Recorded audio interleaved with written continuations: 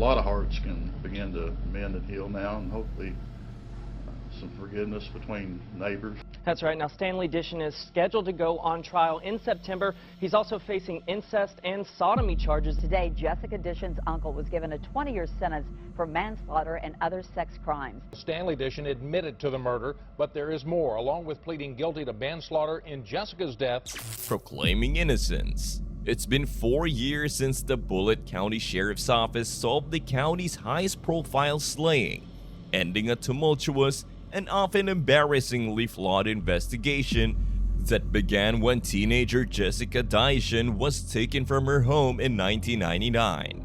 With a barely audible guilty plea of Dishon's uncle, Stanley, in January 2015, investigators overcame a myriad of past mistakes, including the arrest and mistrial of Jessica's neighbor, and declared they had no doubt the right man was going to prison. You know, a lot of hearts can begin to mend and heal now, and hopefully some forgiveness between neighbors. Is a Bullitt County case, but we're in Nelson County tonight because the judge in the case simply was in Nelson County. And Stanley Dishon, now 60, said little to cast much doubt during his guilty plea and sentencing. Now, for the first time, Stanley Dishon spoke publicly earlier this month from the Kentucky State Penitentiary at Eddyville, attempting to clear his name and reopen his case, saying, "It's time I come forward and tell the truth. I wanted to tell people that I am an innocent man," he told WDRB News. "I've been wrongfully convicted and put into prison. I did not slay Jessica Dawn Dishon. I never had anything to do with that." Dishon said he was at work at Hercules Coach Company in Louisville before 7 a.m. the morning 17-year-old Jessica was taken from her vehicle on September 10, 1999, as she prepared to go to school. He said his co-workers and his boss's secretary could vouch for him, claiming she handed him his check that morning. The business closed in 2006, and former employees could not be reached for comment. The lead investigator in the case says co-workers were interviewed and they didn't remember whether he was at work that day or not, given how many years had passed. Dishon also says he pleaded guilty on advice of his attorneys and didn't fully comprehend what he was doing. "I don't understand the law," he said. "I don't understand how the law even works." At that time, however, he told the judge he didn't know what he was doing. Dishon's attorney have said they believe he did not slay Jessica, but that he was facing separate charges of physically attacking family members, and a judge had ruled a past physical attack conviction could be brought out in the slaying trial. "Had it just been the slaying, we would have gone to trial no problem," his attorney Jennifer Whitmire said at the time.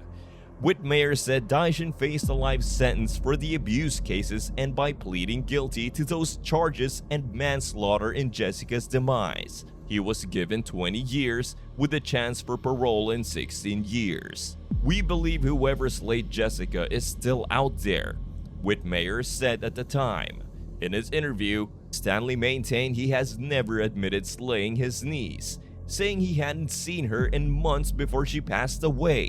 He denied it when investigators spoke to him, and he entered an Alford plea in court, meaning he maintained his innocence but admitted a jury had enough evidence to find him guilty. "I wanted to go to trial, but I had no help," he said. "I didn't know what to do."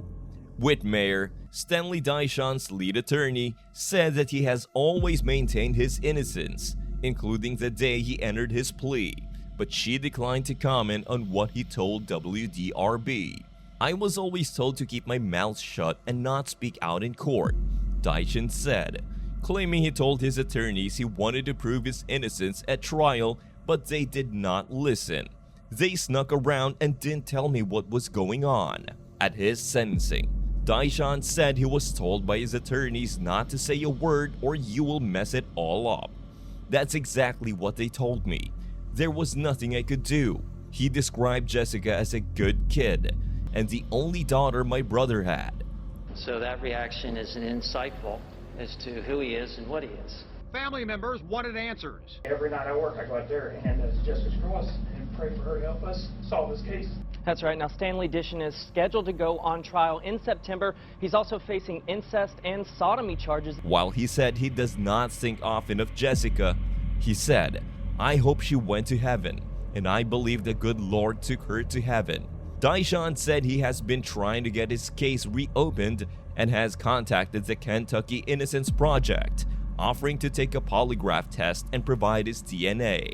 Suzanne Hoff, director of the Innocence Project, said Stanley requested assistance in 2017 but was told the group was not looking into his case. Hoff said they have a backlog of cases right now, and the initial rejection does not mean they wouldn't review Dishon's case in the future.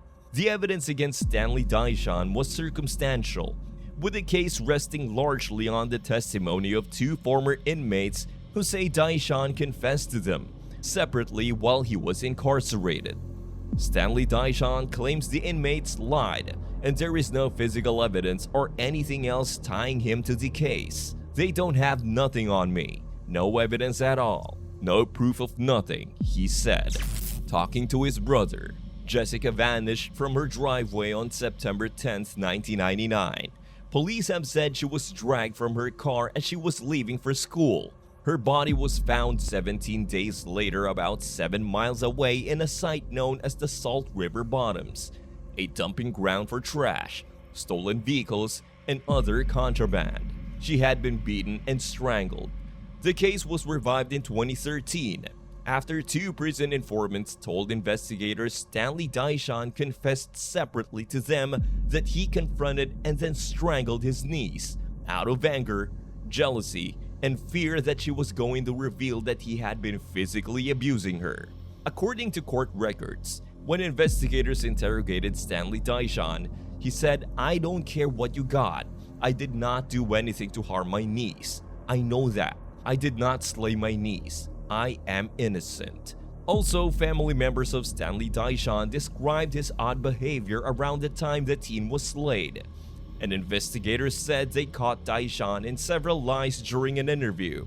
Carol Ann Walters, the former wife of Stanley Dishon, said in an interview with investigators that she believed it was odd no law enforcement ever talked to her husband about Jessica's disappearance, adding that he acted very nervous and peculiar while the teen was missing, unable to sleep, and was obsessed with watching the television before and after her disappearance.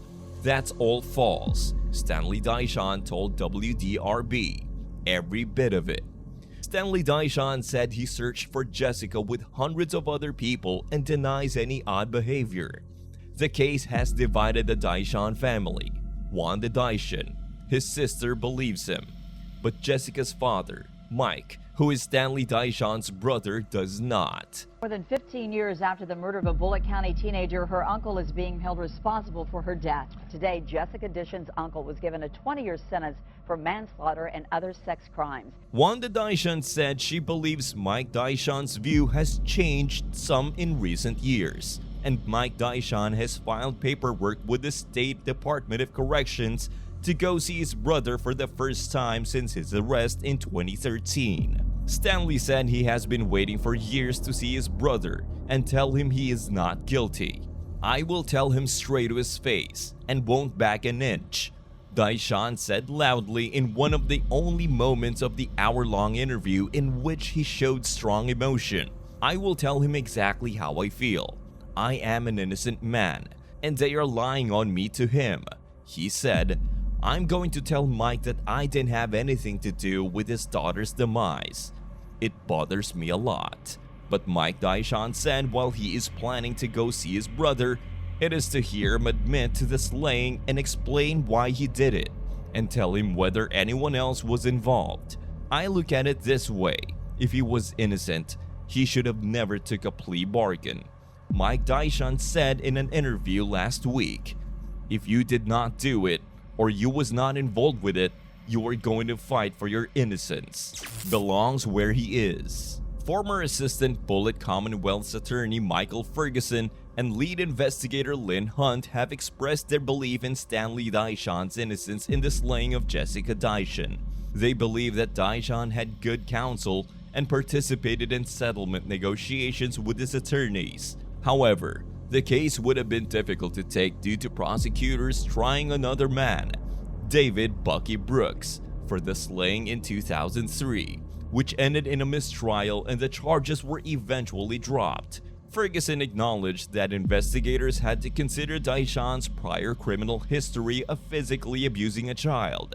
Recent statements from inmates saying Daishan confessed while with them in a physical offender treatment program, and another statement from a cellmate several years prior.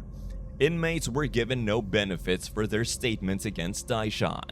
Jessica Daishan's mother, Edna Jett, also believes that Stanley Daishan is guilty and has his chance in court to proclaim his innocence. Both she and Mike Daishan believe someone helped Stanley move Jessica's body, but they don't want other people involved on the streets. The sheriff's department said the Daishan case is still open and urged anyone with information to come forward.